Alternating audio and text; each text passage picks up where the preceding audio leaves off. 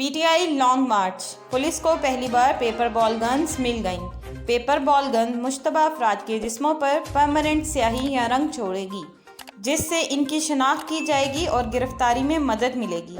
तहरीक इंसाफ के लॉन्ग मार्च में बदअमनी की सूरत हाल से निमटने के लिए पाकिस्तान में पहली बार पेपर बॉल गन्स का भी इस्तेमाल किया जाएगा। ज़राए के मुताबिक पेपर बॉल गन मुश्तबा अफराद के जिस्मों पर परमानेंट स्याही या रंग छोड़ेगी, जिससे इनकी शिनाख्त की जाएगी और गिरफ्तारी में मदद मिलेगी। इस्लामाबाद पुलिस को 17 paper ball guns, 4000 paper balls भी दे दिए गए हैं।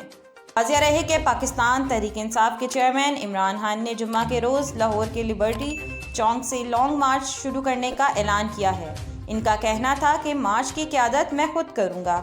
यह हकीकी आज़ादी मार्च है, इसका कोई टाइम फ्रेम नहीं है।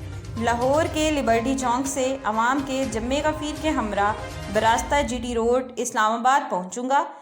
इमरान खान का कहना था कि ये तारीख का सबसे बड़ा और पुरअमन लॉन्ग मार्च होगा। ताहम खदशा है कि ये लोग लॉन्ग मार्च में गड़बड़ कर सकते हैं।